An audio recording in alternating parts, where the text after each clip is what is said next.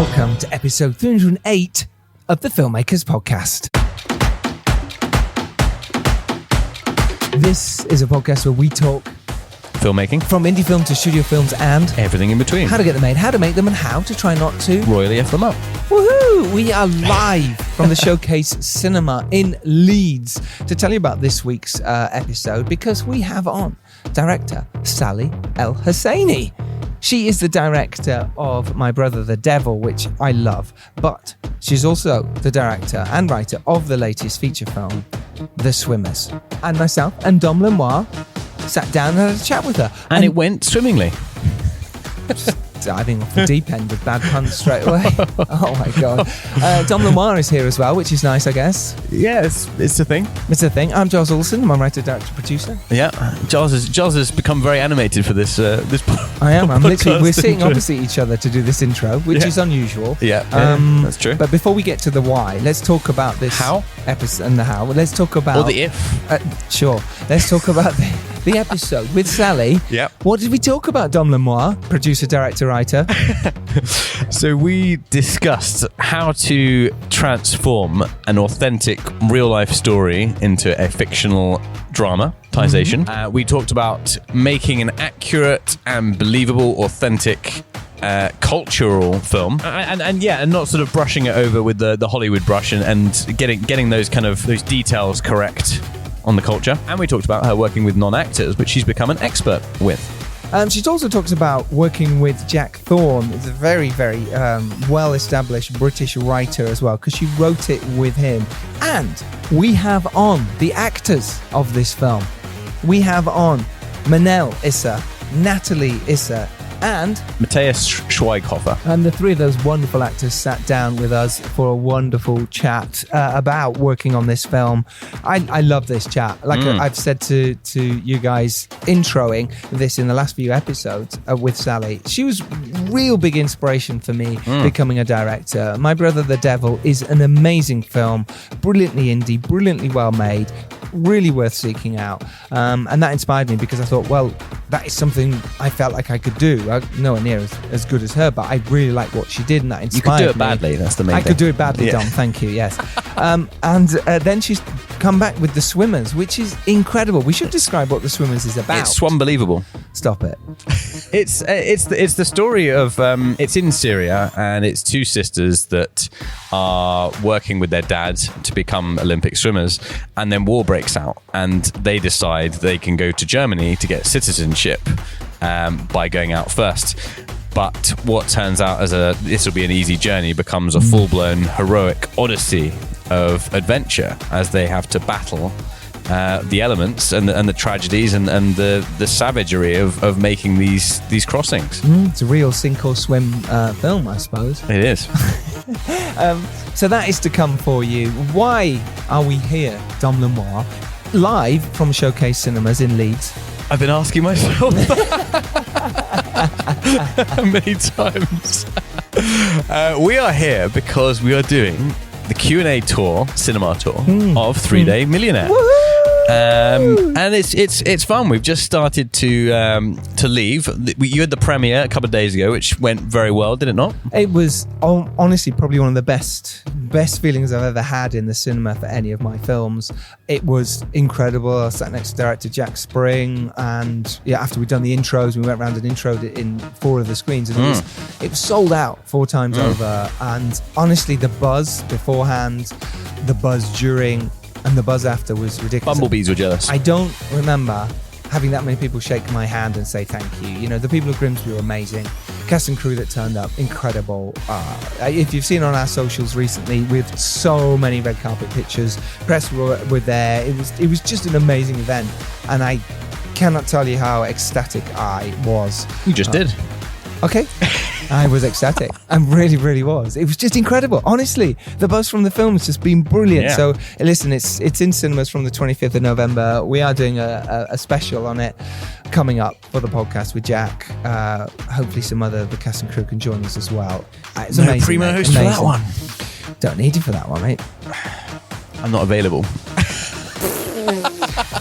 All those offers coming in for hosting Drew Chase. Well, you know. Well, to be fair, To be. We can't talk about it, but there is an absolutely ludicrous episode that I was devastated. able to do in person the I other was day. literally 2 days from coming back from my 3-month odyssey in Europe on that TV series, and Dom messaged me and went, "Oh my God, we have just landed the biggest guest. When are you back?" And I said the day I was back, and he went, "It's 2 days before that. Tough. You can't do it. It's going to have to be me, primo host, Dom Lemoir, doing it all by myself because I'm the best." And I went, "I'm just going to have to accept this, aren't I?" Basically, we've got a massive guest for you coming up. Dom Lemoir, I imagine, smashed it as primo host. I did, yeah. Yeah, great. You were prepared? Pretty prepared, yeah. Right, good. Yeah. I mean, I never prepared, but... Why? What? This is a professional job now if you're primo host. Well, you know, I mean, I'm good at it, but... Wow. But only because... But it doesn't come easily. That's what I was going to follow up with. It doesn't come easily. And when you're speaking to people at this level, you know, there's a bit of nerves. There's a bit of like, oh, am I good at this? And then you get in the room and you start chatting, and you're filmmaker to filmmaker. And it you know, if you ask decent questions, then people give you decent answers. Yeah. And that's that. Can you give us a hint as to who it might be? I can't. It would just be too much of a hint, and it would ruin what will be an even more enjoyable intro video that we've got planned. Yes, we have. So coming up very soon is very, very special. But next week, Dom Lemoir, also while I was away, chatted with the director of Lady Chatterley's Lover. This is the brand new film starring Emma Corrin, Jack O'Connell and Jolie Richardson. And I spoke to Laure de Clermont-Tonnerre, the director of said Lady Chatterley's Lover. Indeed. So there we go. That's coming up. And we had a very good Chatterley about it. And Master Baru as well. Connor joined me for that one as well. Again, third time of him. Yeah. He's going to take over your well, maybe. host. I really like him. And interesting, he sounds quite like you. Does he? Yeah. Okay. So there you go. So that's coming up for you. So now, don't forget you can get so much bonus content on our Patreon. It is patreon.com/filmmakers podcast. I don't know. And if you want to see Giles, you want to see Giles exploring caves for 4 months and with infinity pools, keep subscribing to that Patreon because he's not going to be able to afford it otherwise. And now, tour dates quickly on the 22nd. Tonight, 22nd, Mablethorpe, the Low End Cinema. 23rd, we have our London premiere, but I'm afraid that's sold out. 24th, we have Stockport. We have got the 26th, we've got the Blackpool Regent Cinema. On the 27th, we've got the Rex Elland Cinema. 28th, we have got the Hull Independent Cinema Society at the View Cinema. The 28th, we've got Wimborne in Dorset. I think it's Dorset. Yep. Then we've got the 30th, back to London for Croydon. First, London Kino, Bermondsey. That's probably going to start out very quick. 4th, we've got Birmingham at the Mockingbird Cinema. 7th of December, we've got Wetherby Ilkley. Woohoo! 12th of December, we've got Portsmouth. Oh, actually, no, we've got some more. Sorry. Bridport, we have got on the 8th of December. 9th of December, we've got Ireland, if anyone's in Northern Ireland. Newcastle, not Newcastle in England. 12th, we've got Portsmouth Q&A at Southsea. And the 13th, we have got Wareham in Dorset again. There we go. So that is 3 Day Millionaire, our Q&A tour. Honestly, please come and join us. Dorset, so in Dorset. Please just come and give us some questions about how we made this film. It means the world if you come and join us at any of these venues. Link to them will be in the show notes. So let's get to it because I'm hungry. We do have to go. Hello, hungry. Oh my God. And we've got to do a Q&A after the film finishes, and it's already started. So thank you very much. You're amazing. Sit back and relax and enjoy our amazing chat with the fantastic director, Sally El Hosaini, talking all about her new film, The Swimmers. It's on Netflix now. Enjoy.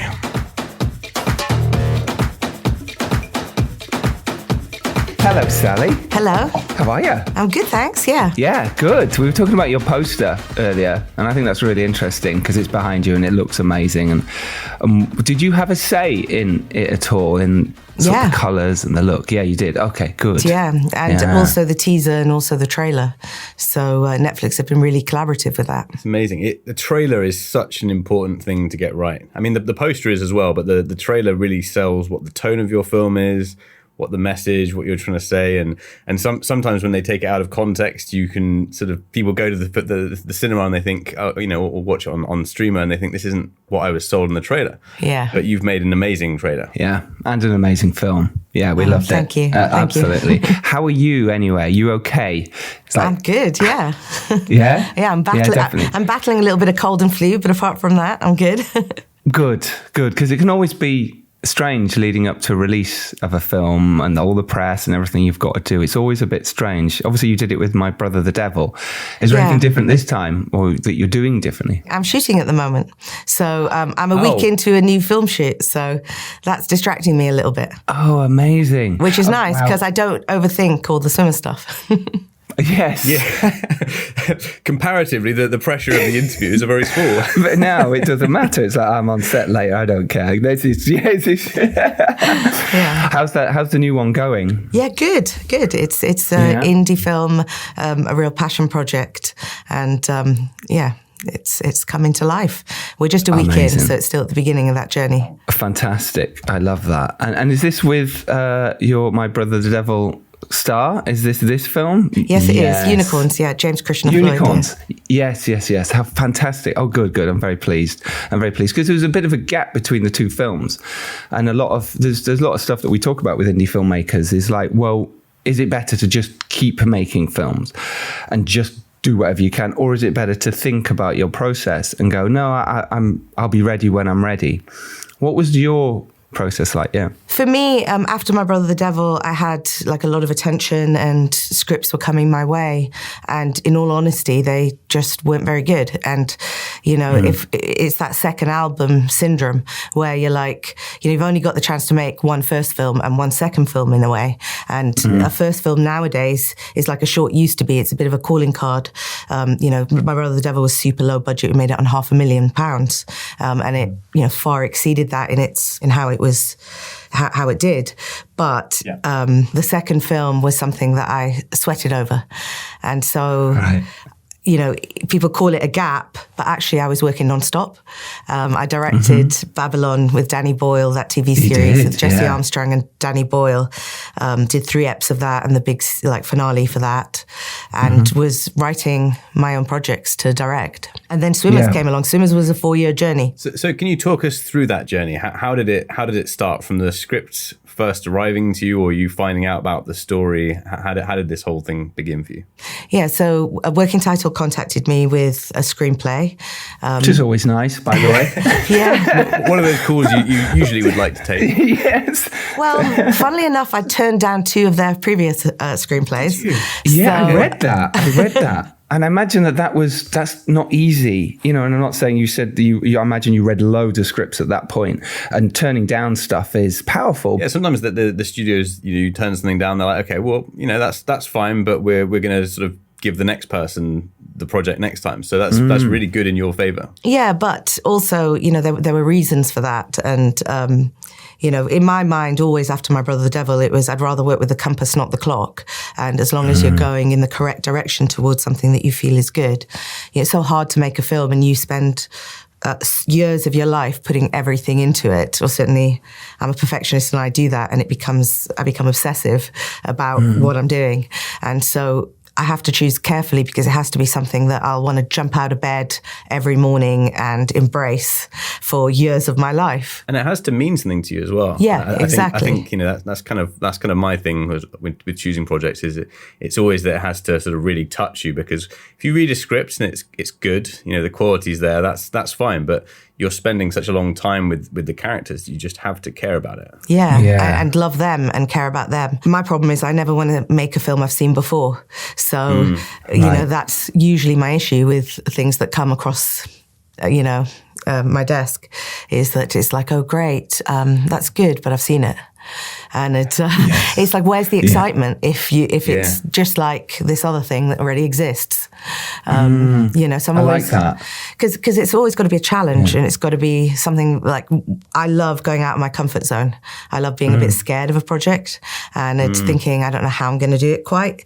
And it's thinking, oh, I haven't seen that before. That's interesting. Because that's what keeps my interest for the long run. And that's must have been what happened with the Swimmers then, because Jack Thorne obviously had written this at the time, sent to you, and from what I understood, you again sort of said, no, I'm concentrating on my own project. but something drew you when you read it. Could you maybe talk us through that and what made you go, oh? Matthew, my agent, said, look, you've turned down 2 working title scripts. Can you please just, when you read this one, let's set a meeting for you to tell them why you're not going to do it? Because we were both convinced I wasn't going to do it because I was so tunnel vision on another film that I was writing. I said, yeah, okay, I will. I told them that I'd take a week to read it because I was also trying to get to the end of a rewrite.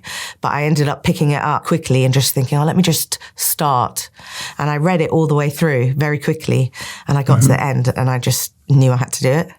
And it sounds so corny to say it because I've heard other people say it and thought, I never had that experience. But it really was like that. And it was mainly because I had known about Yusra at the time when she was in the news around the Rio Olympics. And I thought, oh, I get this. This is a feel-good underdog story that I've seen before that's refugee to an Olympian, a sports movie. And I was like, oh, that's a bit reactive to make it about a Syrian girl, reactive to the headlines. And so I had all my own prejudices approaching that story.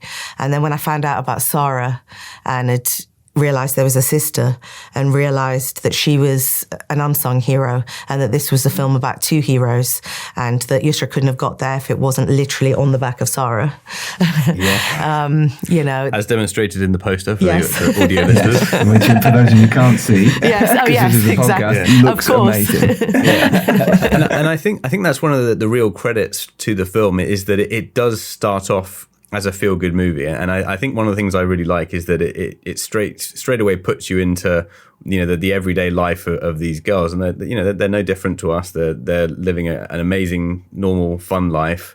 They've got their family and their friends and their kind of their activities and all the swimming, and then suddenly it kind of becomes this war zone, and the feel good is replaced by some real horrors in the sort of central part of the film, and I think it's a really interesting sort of journey of expectations, how it does go from that feel good thing into something that's like very real, and very moving. Was it always that way on the script? Like, what was your sort of take once you'd got the script and then you moved into, okay, I'm going to put my directorial spin on this? Jack had constructed a structure that was really solid. One of the things early on in the script was it started with the crossing and it flashed back. And I remember when I was meeting when I was going hard for the job and being interviewed, I was like, this story is so amazing. Let's not mess it up by trying to be clever filmmakers. Just tell it in a linear way.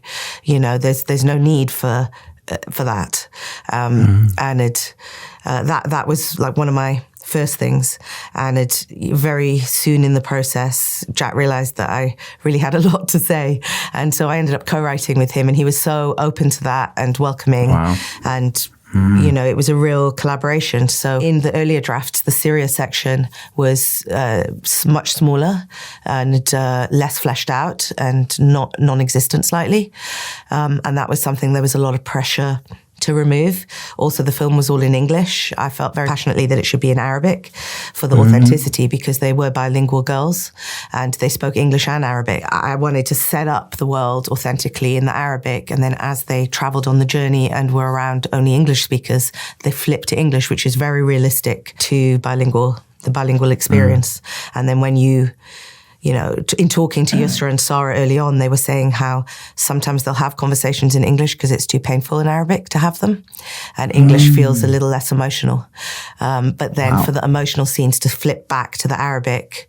So when they have the fight in the hotel room later on, they're arguing and Yusra's upset. That felt like it needed to be Arabic. So it was very intuitive, that whole flip between the languages of when it needed to be English and when it needed to be Arabic. But yes, the main reason I wanted to do the film was that in Yusra and Sarah, I saw myself when I was a teenager growing up in Cairo.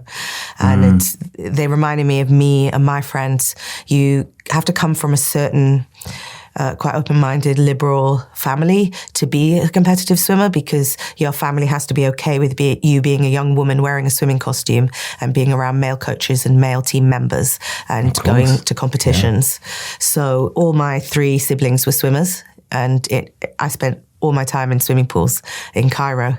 So there was that connection to the story. I wasn't a very good swimmer myself in that I didn't make the swim team. No, but you could get across the pool. Right? Oh, yeah, I could swim. Sure, okay. And I worked in the pool office, so I was around it, and they were all in competition. So I was around competitions a lot as well. And so in that sense, it was that angle, but also just who Yusra and Sarah were, because war turns everything on its head. Yeah. And the patriarchal structures and societal structures that exist in that part of the world are shaken. So 2 young women who are 17 and 20 are allowed the freedom to actually take their destinies into their own hands and to travel across Europe in that way. And so for me, it was this incredible liberation story. And I don't want to get too feminist on it, but they had the freedom to become the heroes they became.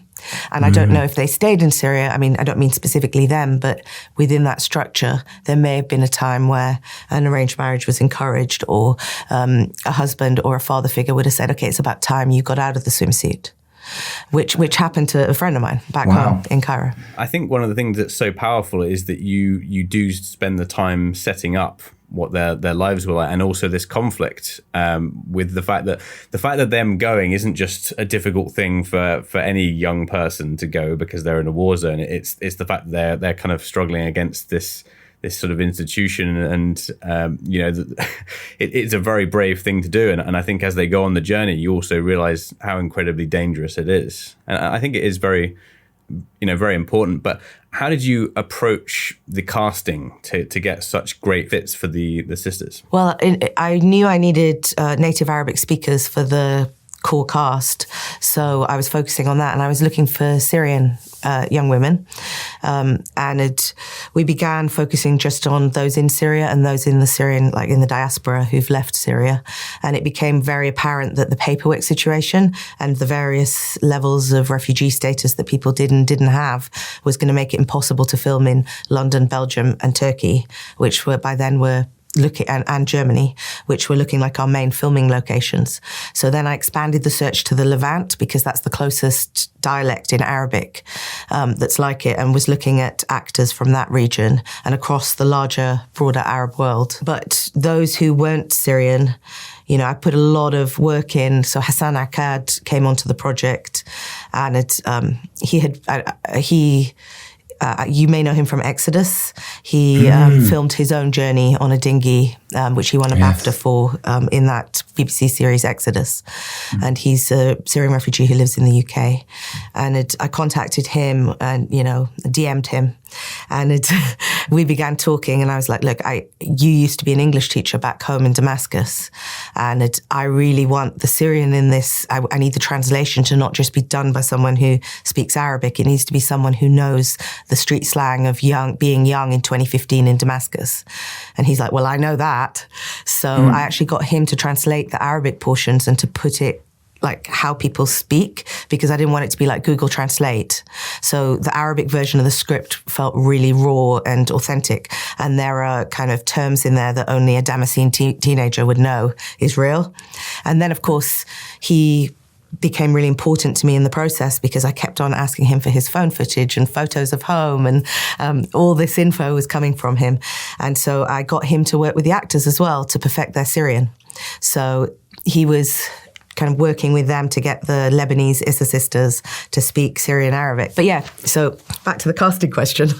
I was aware of Manal Issa, who'd been in some independent Lebanese films. And when she was auditioning for Sarah, I had thought of her for Sarah actually when I first read the script. Because Sarah and her are very free, rebellious spirits. And I thought, oh, wow, Manal would be great in that role. But then was fixated on finding Syrian girls. And so eventually when it came around to opening it up a bit more, we asked Manal to audition, but she didn't want to because she had a water phobia.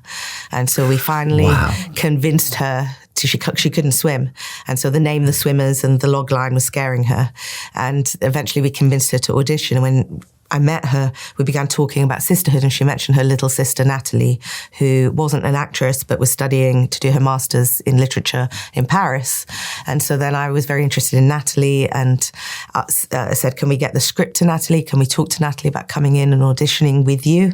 And so we set that screen test up. And as soon as I saw them together, the chemistry was there. And their core personalities reflect Yusra and Sarah and just in who they are. And I just felt I'd found the Lebanese versions of the Mardini sisters. So it was a no-brainer, really. Yeah, I love that. Did you have any kickback at all from Working Title or from Netflix in any way about the casting or about how you wanted to shoot it? You know, then maybe we start with the casting side of that, because it is important and people do care about names and how we're going to get people to watch this.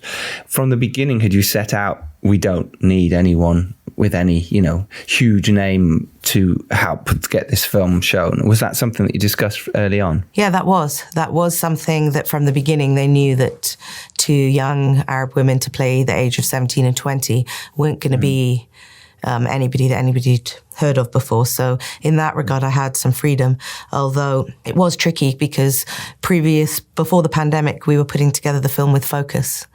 And I think they understood the project less than Netflix. Right. And I had a lot more struggle to put my views across in terms of the Arabic language in the script, in terms of my need for authenticity, in terms of casting decisions. It felt like they don't really have the mentality of globally that Netflix does. And when I went to Netflix, there was no questions. It was like they understood completely why the film needed to be the way it was, and they gave me utter freedom. So Netflix truly allowed me to make the film I wanted to make. Amazing. And between the sort of personalities of the two sisters, because I was interested in how you worked with them, what I found really fascinating is that the younger sister is very emotionally available sort of all the way through the film. And the older sister, there's a moment sort of later in the film when you finally see her sort of show her heart. I found it was like a really nice restraint, and I wondered whether that was part of the process, was to sort of really show that difference between the two of them, or whether that was kind of in their performances or the script. Yeah, well, that was there from the script. It was in that line, oh, you're soft on the outside but hard underneath, and Sarah's the reverse. And it was part of what I loved about their dynamic, was that, without Sarah, they probably wouldn't have left Damascus in the first place or even got through the journey. Sarah was the first one to jump in the water.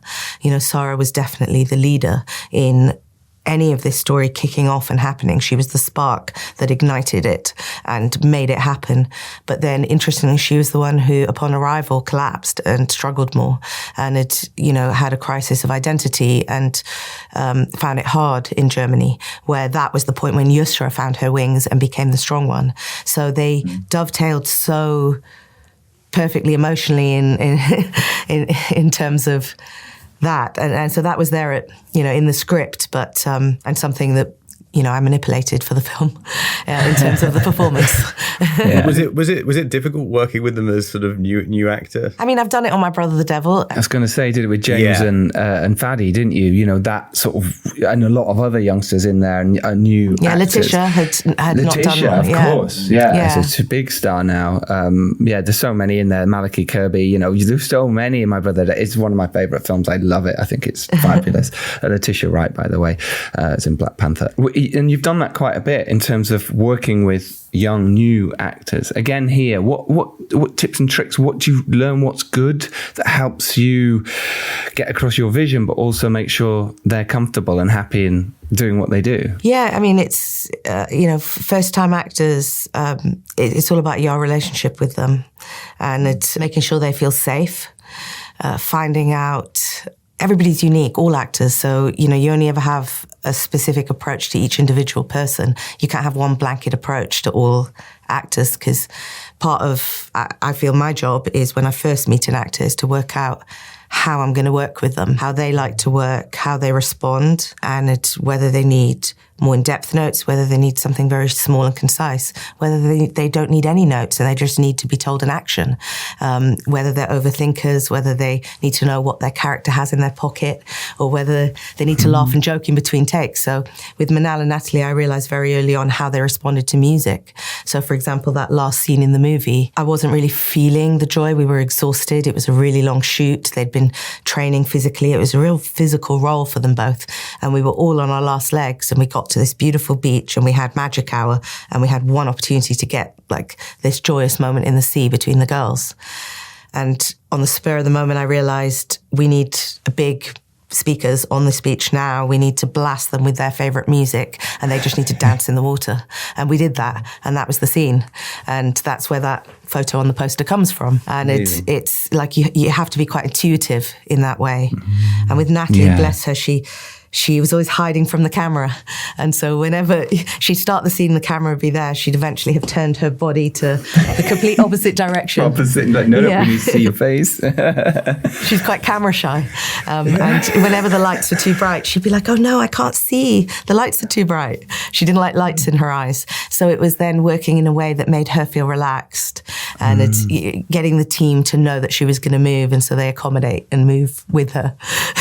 That's great. The same with the cinematography then. You know, you've got a fantastic cinematographer there with Christopher Ross, who did Yesterday, and what's the latest one he did? Everyone's talking about Jamie. You know, he's got a big range, and you brought him on to this, which is an intimate, I suppose, drama. What was your relationship like there? How did you develop the shorthand that you needed, etc.? It was incredible. I mean, Chris and Patrick Rolfe, the production designer, and Ian Kitching, the editor, who I always work with, Ian, they were my pillars, really, in achieving what was achieved. Chris, I mean, twice on the shoot, he said to me, this is the hardest job I've ever done, and he lost like a stone doing this job.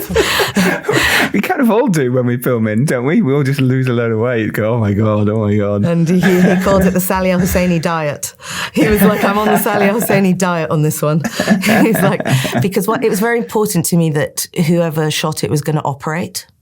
Yes, and it was not going to be somebody who stood back, but was going to be somebody who was in the water with the camera on their shoulder, literally, living it. Hands-on. And so he really was on the journey with the characters. In the deep end. Yeah, in that truck, which I can tell you was boiling in Turkey in 45-degree heat. You know, and wearing a mask through it all because it was COVID while he was operating.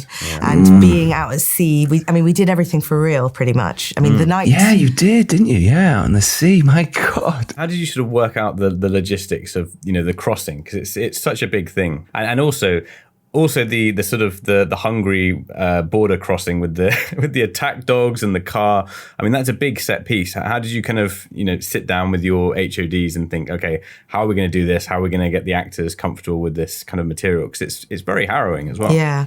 Well, we didn't want to get the actors comfortable with the material in the crossing, because that's the point of it. But but I had cast a lot of refugees as those people, that group that travelled. So they were the dinghy supporting artists, and so there were people who'd taken the journey themselves who were in that dinghy. And likewise, we cast a lot of refugees behind the scenes working on the film. That was something that was important to me, again, for the authenticity of the piece and to set a tone. You know, what we were doing here. And we knew that we went to the Aegean coast where Yusra and Sarah really did set off from. And when we were wrecking that coastline, we saw boats crossing with Coast Guard ships chasing them. And so there was this sense that this is just such an alive, real situation. I mean, I'm surprised we didn't see it when we were literally filming. But we had 2 days to shoot the crossing. And we really put a dinghy on the water and put 25 people in it, children and baby, and went out to sea. And we really were at the mercy of the waves. And so we were in this small dinghy following along next to it, sometimes tethered to it, sometimes not. And we had a marine safety team. They treated it as if they had 25 actors in the water in life jackets for the duration of the day. So we had those safety levels, you know, in place. And then the unit base was the mothership, this big ship that had to stay far away because it needed to be out of shot, and we had such vistas. So actually there was no way people could stop and use the loo. There's no way people could take 5 minutes and stop because the waves were just like knocking everyone about. So when you see the actors vomiting, they really are vomiting. Little fish were jumping into the dinghy and eating the vomit. And it was really raw. Fun day. It was really raw. But it feels authentic, and it is. And for something like this, you can't sort of pull your punches. It has to be as horrendous as it is. And I think that for me was the big shock in the film, where it really transitions from, you know, this kind of almost sort of journey like, two very optimistic kids. We're going to go on an adventure. We're going to, save our family. And then the sort of the hard reality of this is actually a real horror. Yeah. And we had, Hassan's mobile phone footage from his journey. His dinghy was taking on water. You watch enough footage from people's phone footage of the have taken the journey, and you know the vibe. And all the actors in that dinghy, they went on as individuals and they got off that boat at the end of the filming day as a family. And they were so bonded whenever they saw each other on set after that. And even that night in the hotel, there was just this connection they had with each other. They all had each other's backs, and it was really amazing to see, and triggering as well for those who'd been on the journey. People had PTSD and flashbacks, and Netflix were very good about having counsellors available for everybody. There was mental health support for everybody on the production. But all of those, there was a duty of care to the people who'd taken that journey before, but they all wanted to take part in it because they wanted to show what it was really like within the context of this story to a wider audience, and for people to really feel. Because my huge ambition creatively with the film was not for it to be like the TV news images you see, because we become immune to those. So all the creative choices in terms of what camera, what lenses, how we shot it was all about putting the audience on the journey with the sisters and being a participant on the inside rather than an objective observer on the outside judging it. Because I'm tired of sympathy with the refugee situation, and I felt like empathy is what's needed, and to humanize these people, for people to maybe forget that they're refugees and connect with them as human beings and realize they're just like you and me. And I feel that's the most powerful thing that cinema can do, is allow an audience to walk a mile in someone else's shoes and really put themselves in it. Therefore, Chris having to be another character on the story with the camera. It's beautiful and beautifully said. And did you storyboard all this? Are you shot listing, storyboarding every day? Talk us through your process as a director. We storyboarded the crossing, but oh my God, the storyboards were epic. And Brendan, who did the storyboards with me, we storyboarded the missile going, the little toy going into the pool, and the mortar attack in the opening, the mortar going into the pool, and the crossing. And the crossing storyboards were so huge and unwieldy. They covered walls of the production office, and everybody was scared of the crossing and going, how the hell are you going to film this in 2 days? And everybody was freaking out about the crossing. Nobody understood the crossing. So yes, it was a mammoth task, and thank God we did storyboard. But when you're out there, you just have to go with what the reality is. And that was a lot of this film. You could plan as much as you like, but once you're there, you're at the mercy of the waves, and what the sea is doing. And the nighttime crossing we had to do in a water tank, because there's no way. We wanted to do it in the sea, but the Aegean Sea at night is so, like in the film, it's so turbulent. It was just completely unsafe for us to do that in the darkness. There's no way. So for these big sort of set pieces and in general, do you like to do a lot of rehearsals with the actors, or do you like to sort of just talk through things and sort of get ideas beforehand, or do you like that immediacy of sort of going for take after take? Although the film has these big set pieces, we were still quite a small film in the scale of things. So we didn't have the budget necessarily that of the epic film that I knew it was. And so there was discussion beforehand, because we just didn't have the luxury of time to find it on the day. So of course it was all discussed before, but nothing beats actually being there with all the supporting artists walking along the real train tracks. So that, of course, creating a world and a situation and throwing the actors into it was certainly something we did a lot of on this. Yeah. What did you learn, I suppose, as a director? And obviously you've been, developing and shooting lots of other bits and pieces in between, but what did you learn between My Brother the Devil and making the swimmers that you took with you, or that you're not doing on the Unicorn or anything like that? That'd be really interesting for our listeners. For me, it was having the courage to lose control and let go, because being a director is this strange combination of being a control freak, which you are, and then also letting go. And on swimmers, sometimes the scale of it was so big, you had to let go and just go with what it was.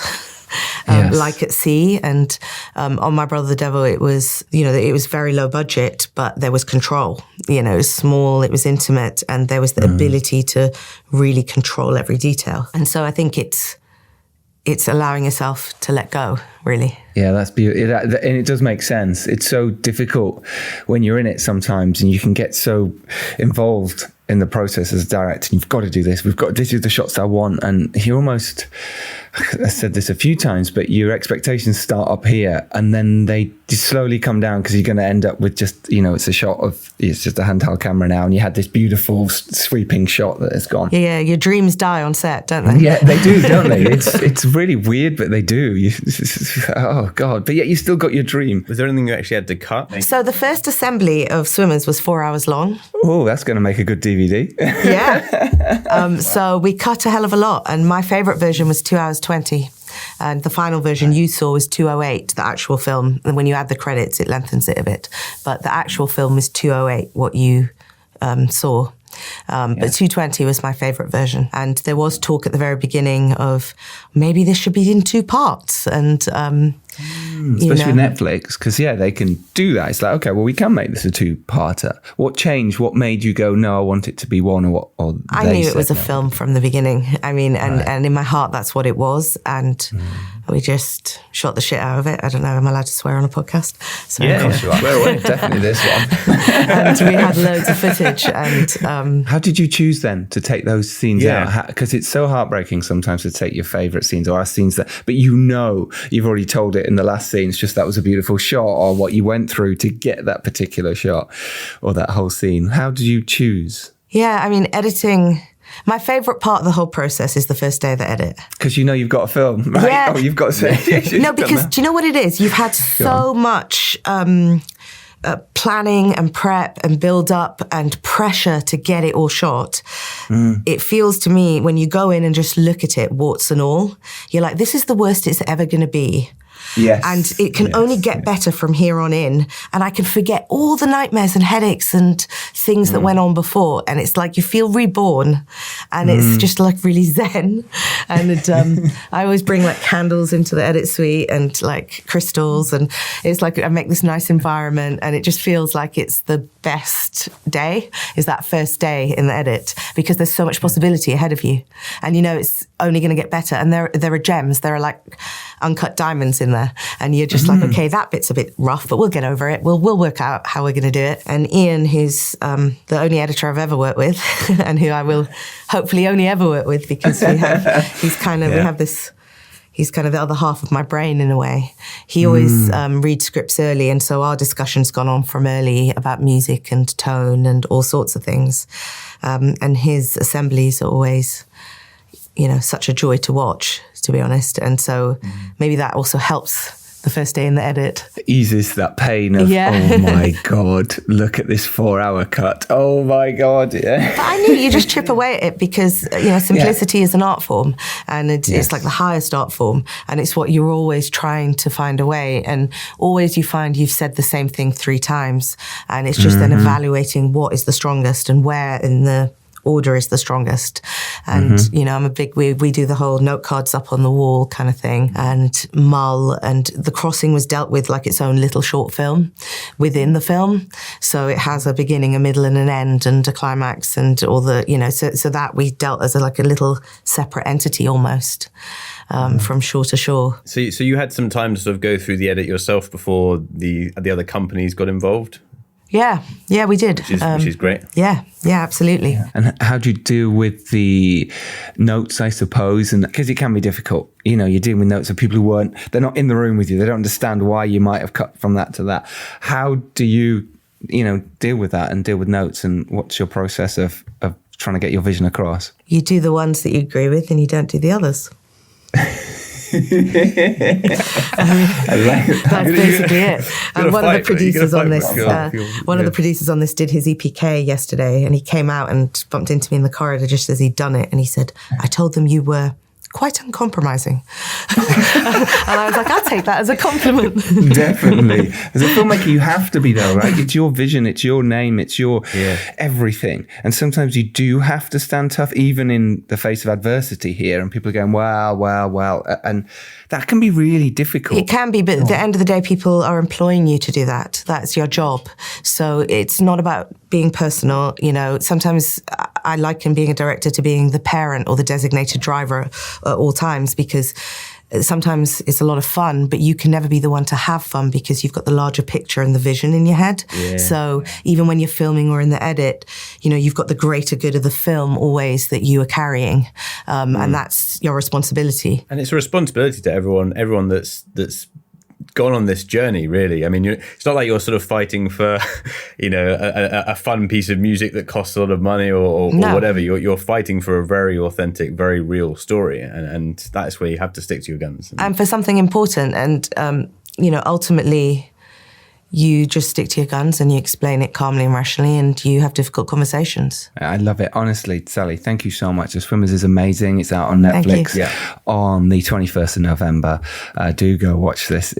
It's brilliant. It can be life-changing. And you've honestly made a fantastic film. Thank you for again, giving me another amazing film. Like I say, My Brother the Devil was an inspiration for me becoming a filmmaker and doing all that. And it was like, well, if Sally can do that on that budget, then we can too. Final tiny bit of advice then for filmmakers out there. If there's anything else that we've missed or top of your head that you go, oh yeah, that was useful, or anything like that would be amazing. A piece of advice or something useful. Sorry. Oh my gosh. Oh my gosh. Yeah. Or something you'd tell your earlier self. There you go. Who was struggling in the film industry. Just keep going. I mean, you know, everyone will always say no, and work with the compass, not the clock. It's about he who lasts the longest, and it's just be true to what you're doing and honest, and you'll get there. Like, it's not actually rocket science. It's not actually rocket science. No, it's not. It's close, very close. For us, it's rocket science, right? Yeah, exactly. No, but there's always something new to learn on everything. There's always something to learn, always something new. You know, in every project you do, there's something out of your comfort zone that you, you know, if you're doing it right, that's how it should be. So, you know, don't wait for permission. Just, you know, keep going and make it happen. I love that. Thank you so much. Thank you. You've been amazing. This has been a really great chat. Thank you. Thanks. And congratulations. Thank you. Cheers, Sally. Bye. Bye. Bye.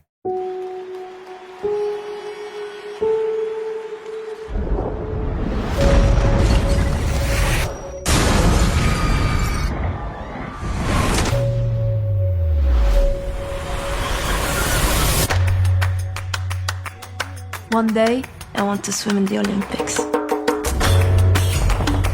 The conflict in Syria has escalated out of control.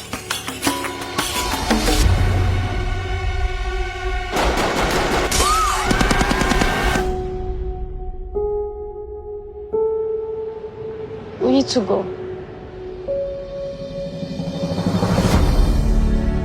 He says he can get us on a boat to Greece. There's no more room in the boat!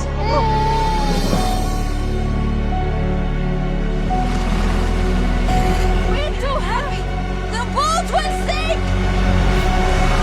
We need to swim.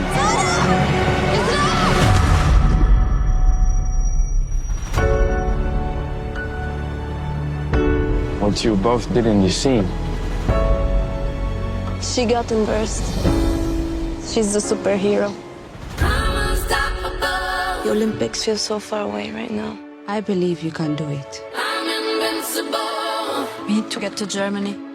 You're not allowed to give up. I heard you both had to escape a war. We're forming an Olympic refugee team for Rio.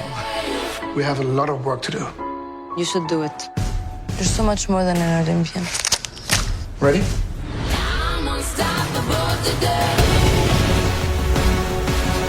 Swim for me. For everyone who died trying to find a new life. Swim for all of us.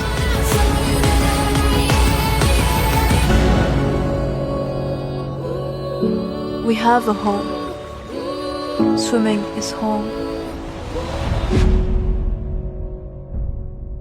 Hello, hello. Hello. How are you? Good, thank you. How are you lot? Nice. Nice to meet you all. Nice to meet you. I'm fine. Excellent. I love this already. This is a good start. It's perfect. Yeah, welcome to the Filmmakers Podcast. Thank you for joining us. This is real pleasure. Appreciate your time today. It's an astonishingly powerful story. I mean, could you all go through how you first boarded the project, how you got involved, how you heard about this amazing journey that you embarked on?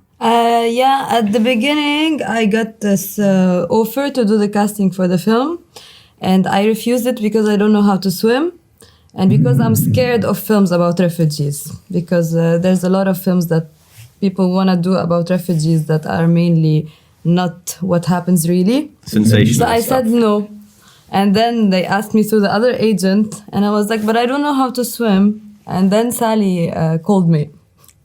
And we spoke, and I'm like, oh my God, I'm so stupid. Because I was going to say no and refuse the film. But basically I accepted the film because of Sally, because of the vision she had for the film, because of how she wanted to speak about these two girls. It's a story about two sisters going through this, leaving their country and going to Berlin. So basically this is how I did the castings. I did 1, 2, 3, 4, 5, 6 times, sending tapes, going to London. And then she was looking for the sister, and I told her I have a sister also. We did a film together before, a Syrian film called My Favorite Fabric, where she played also my sister. She did the casting. She'll tell you about it. When she told me about it, I was studying. I was in my master's, and she told me about swimmers. I was like, forget about it. Like, I'm studying. It's more important. I'm not in this world. Yeah. But then Yeah, exactly. then she told me, learning. yeah, and then she was like, okay, and then she came back to me. She was like, you're sure? You can give it a try. So I was like, okay. I sent self-tapes. They liked it. I went to London. We did a lot of audition and screening tests. It was amazing. And the more I was involved in the script, involved with talking to Sally, the more I wanted to do the movie. And then I told Sally, I want to be accepted. I want to be Yusra Mardini. I don't care about studies. Khalas. Let's do this movie for one. I took a year off, of course, to be doing it. And it's amazing. I'm happy that it's my first big experience, and I'm so glad I'm doing it.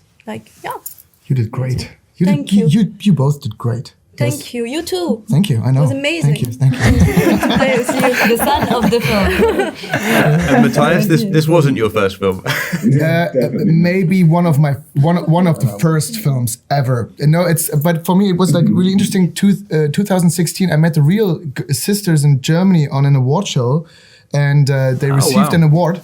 And I was pretty impressed by the story, because I thought, wow, that's amazing. Someone needs to make a film out of this. And then 5 years later, Sally called me and said, hey, we're doing a film called The Swimmers about these guys. And I said, fuck it. Fucking hell, no way. I wanted to do that movie, but can I be part of it? And Sally said, you can play the coach. So here we are. Perfect. Yeah. Perfect. I love that. Because like I say, you've been in so many movies, and you've also directed and produced lots of things. Army of Thieves was fantastic, by the way. Congratulations. Thank you. Very, very cool movie. We've been, I've got one of my films coming out very soon, and we were looking at your poster for Army of Thieves as an example of how poster should be for ours as well. So well done you. That's amazing. Thank you. Yay, cool. So making this with Sally then, let's talk about working with directors and that whole experience for all of you, working with directors. Obviously for you, Nathalie, as well, first time is different. So let's talk about you guys in relation to working with directors and your experience of that, and how you do it, and how Swimmers might have been different in any way. That'd be really lovely. First, Sally, I think it was a really interesting process, because Yusra and Sarah are real sisters, and Nathalie and Manal, they're real sisters. And sometimes it was for me every day was pretty intense and interesting, because sometimes I just watched these both girls being sisters, arguing, fighting, crying a lot, or laughing and screaming at each other and going crazy. Sometimes it was just something private in between them, and you didn't get it, and they went crazy for 3 hours, and just everyone was just in between, and Sally was just oh my God, they're fighting again, and then again someone was crying. That was it's because you speak Arabic. Yeah, we're not. You think we're fighting? No, because they know each other so well, and but also for us, but it was not fighting. But it was really funny, and that's just a general conversation about tea. It's Arabic. But it was great to see Manal was pushing Natalie and Natalie was pushing Manal too. That was great to see them both acting and together. And Sally did a great job by leading them through this whole experience, right? Sally is a really amazing human being. She's really empathic. How do you say? She was really maybe because it was my first big thing. She was really looking up to me every time I was not feeling very well. She was taking time to come to me. She was always comforting me. It was what was amazing with Sally. Also, she was trusting me. She was the first one to have seen Yusra and me, and it was a big responsibility for me to do this movie. And she was always looking for me. She was kind of a maternal. She wasn't treating me and Manal the same. I felt like she was more sensitive toward me, maybe because it was my first project. Manal has done a lot of things, so I felt really comfortable with her. I could tell everything. She was leading me in a really good way. If she sees me struggling with something, she comes. If I wanted to tell her something, she was directing me in a very good way. It was amazing as an experience as it is. And what was your preparation process like, the both of you, in terms of getting ready for such a big big thing to take on, really? I think the prep is, I think, my favorite memory for the whole project, because we were having physical trainings 3 times a week with wonderful George. We were having 6 days a week swimming every day. Had a great trainer. Meal plan. And it helped me to get into the character, to understand how it feels to be in the water, to understand how it feels to be a swimmer, to understand how it feels to want to reach a goal in the swimming subject theme. And it helped us also, what you say too, it helped us go through the journey of the film, because the film in itself was a journey. It was really physically hard. We were walking a lot, we were swimming a lot, we were climbing hills and traveling. Also it was a lot of locations.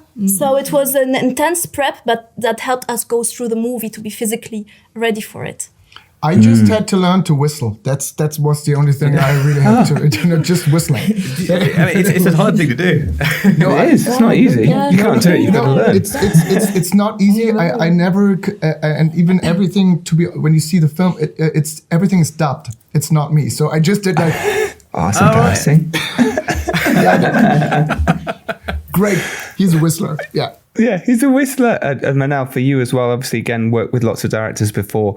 How's this experience for you working, and what do you like from directors as well? What's process? Because every actor's different. What process do you like? And do you let directors know that straight away? Yeah, I started acting in France. I'm Lebanese, but I started acting in France with a Lebanese director. And then with each director, I learned what I wanted to do in acting as an actress. I like when I have a very interesting roles. I know that I can't do a role just to do a role. I need it to be important in my life at the time. I like discussing a lot with the text. I like to know if the text, I have to have it as it is or change with it. For Sally, the conversation was different because it's a film from white people on the situation that's happening in the Middle East. So I also told Sally, I can't just do it as it is. I need to have what I think in it. There's things I refuse to say, for example, like halal, like Islam, like na, because this is not the way we talk, but this is how the Western society perceives us. And also it was nice because Jack Thorne was also in the conversation. And he also took a lot from what I was saying. And it was really important for me at the beginning, it was also very weird for me to speak in English. So we also went through this conversation with Sally. Sally also didn't really have the choice. It's because of the marketing of Netflix originals, how much we put Arabic, how much we put English. So this is how we were working with Sally, how to make the film fluid for us as actors, to give something that would work for all the world. So we had to do this work with Sally. So every day we were meeting after the training with Sally. We sit, we say, this part we'll say it in Arabic, this part we'll say it in English. What should we say? What should not we say?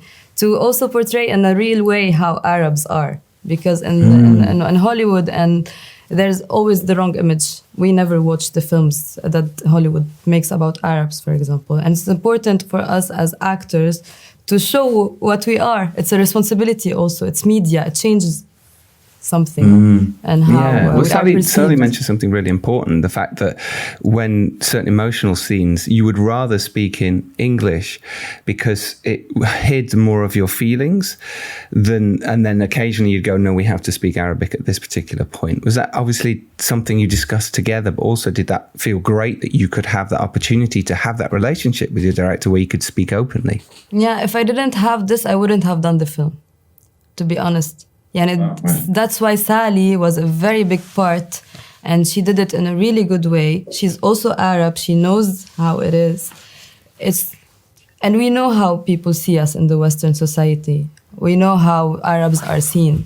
So we can't just say, okay, let's do the film and trust them. No, we have to say our mind in it, and we have to defend our honor as Arabs. But if I can add something, I think it's a big step, this movie, about how we could speak Arabic and everything, but I think progress needs to still be done. We had to fight kind of to be able to speak some scenes in Arabic, and we hope one day they will do a movie in this big production, trust this language, trust that it will no matter how many Arabic words we're putting, people will be interested still in it. Not only Arabic, but other languages too, because sometimes I feel they're scared if we're not speaking English, it will not attract too many people. But I think it's a big step, but still some steps need to be done. Yeah, and also it will help the industry in other countries. Yeah, for example, I did a lot of films in Lebanon also that are amazing, and that we don't have the chance to distribute it. And now we have Netflix, so which is good.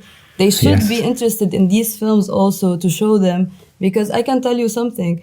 The character of Sarah, people are saying, wow, it's so good. I also did like these characters in an Arabic film in Lebanon, where we have this, and we have a lot of actors that are so interesting in the Arab world that they need to also be in these big films. I think actually for me, what made it such an interesting film is that it did feel culturally authentic. And I think that's what makes you such likable characters in the film, is that you really get absorbed in a world that doesn't feel kind of too sort of Hollywooded or sort of commercialized, and it just feels like two everyday girls in a family who are sort of suddenly thrown into this, ridiculous journey. I mean, were there any moments in the script where you looked at what you had to do, like some of the border crossings, and you thought this is going to be terrifying and that were really challenging to film? To be honest, for the crossing, for example, the dinghy, I wasn't expecting it to be this hard. For example, when you're in the middle of the water, you're 25 people. There are kids. There are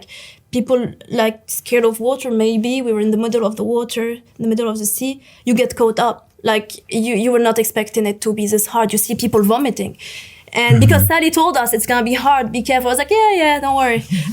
And then you're in the middle of the sea and you're not expecting to have headaches. You have to pee and you can't go back to you have to hold on. And I was scared. On each other. Yeah. And for example, there was this dilemma. You need to eat, but if you eat, you will vomit. And you're like, okay, should I eat? I have headaches and everything. So these little details made it even harder. And it was a really physically, emotionally draining movie. But we made it through it, and it shows you how when I look back at it, I'm like, wow, we did this. We're strong. And I really want to thank everyone who was on the dinghy. Yeah, they were amazing. They were amazing. We weren't acting, to be honest. We weren't acting. Yeah, and I remember this girl next to me. She was 15. I was just holding her so she doesn't fall. I was just holding her all the time, and I wanted to hold the hand of Nathalie, and I stayed like this all day. My arm, I couldn't feel it for a week because we could fall. We were basically underwater. And we were sitting, water was here on our belly. It was a huge moment for me when I was watching the film. It was real. It was Everything the moment when was real. it was the moment when this journey with these two very likable characters that they're sort of going on an adventure and saving their family becomes incredibly real. And it really does show the kind of the horror of it, and then when you get to land, it doesn't really get much easier for you. How did you sort of did it change you after you'd sort of gone through that? Was it difficult to sort of, you had therapists on set, which is something that was organized, wasn't it? It's not for this. No, we didn't have. Sorry. Some of the people that had been on the border crossing. Yeah, maybe it was private. We didn't know. Yeah. It changed us. It made us get close to everybody. We didn't know the people. At the end of the day, we were all close to each other. Because we've been through something hard. So when you go through something hard with a lot of people, you get to get close to them. There's an intensity, and it's so beautiful how we get close, and we were all helping each other, giving water, blah, blah, blah. But after it, of course, you feel kind of exhausted. We've been through the journey mentally and physically. You're exhausted after it. But also it makes you, I don't know, it makes you feel like when you go through it, it makes you understand also what the real refugee went through and everything, and makes you understand better what's going on. So you open your mind even more. And it's such a gift. Yeah, Sally told you about the two guys that were with us on the dinghy. So basically what happened, because we were shooting at the beginning, we were alone. So they were all far. So there was this guy, Mo, in the film. And he, Muhammad, he was through the journey and he was joking at the beginning. But we know trauma. You know, we lived war in 2006 and I had a film, Nocturama. I heard the gunshot. I fell on the floor and I was like, I was shaking. And the director was like, what's going on? I was like, I don't know.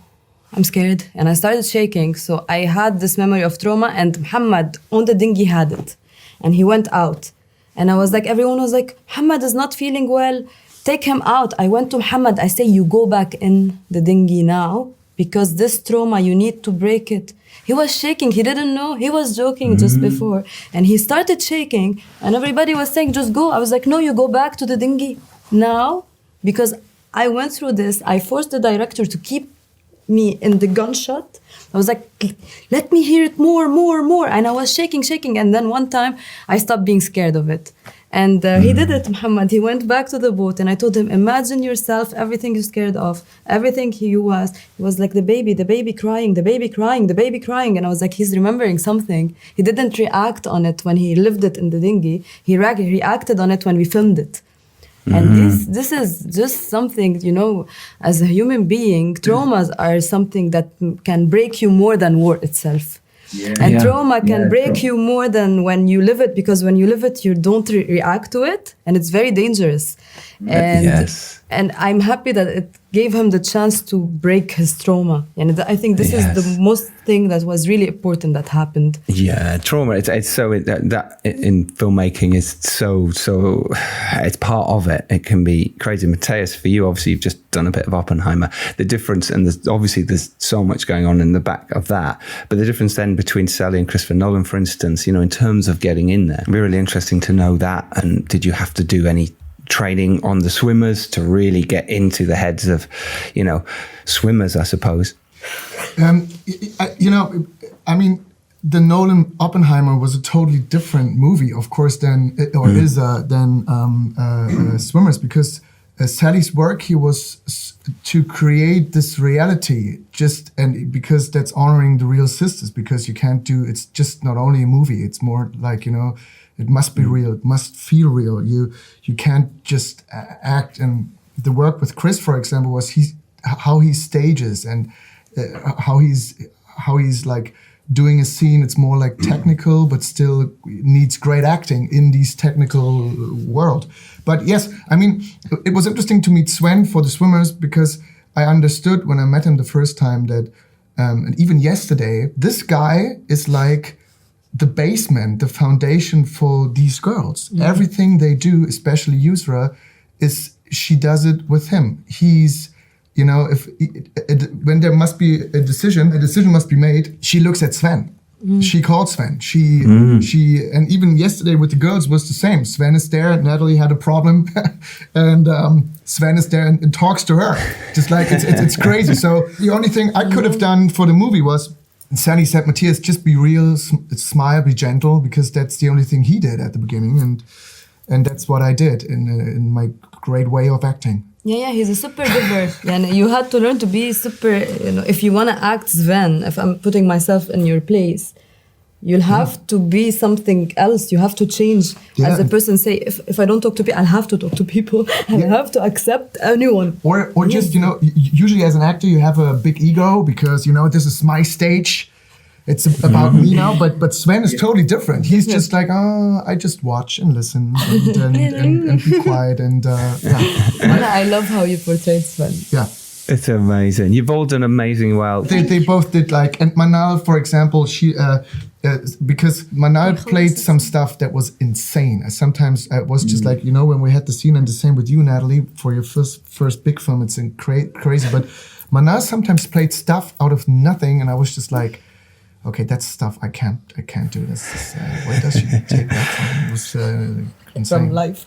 Yeah, from incredible. life. Honestly, you guys have done so well. The Swimmers is amazing. It's a really moving film, yeah. And it really is performance that kind of guides it through, and it's a fantastic job from Sally as well. So well done, you all. It's a pleasure to watch. And thank you for taking the time to chat to us. And good luck. Good luck for the film and for the poster. Yeah, thank you. Good luck for you. What is the film? Sorry. Yeah, what is the name? It's called 3 Day Millionaire, and it's in cinemas November the 25th, and on Netflix in February the 15th. Yay! Amazing. Oh wow, Good great. luck. Yeah, thank you. Thank you. Bye. See you.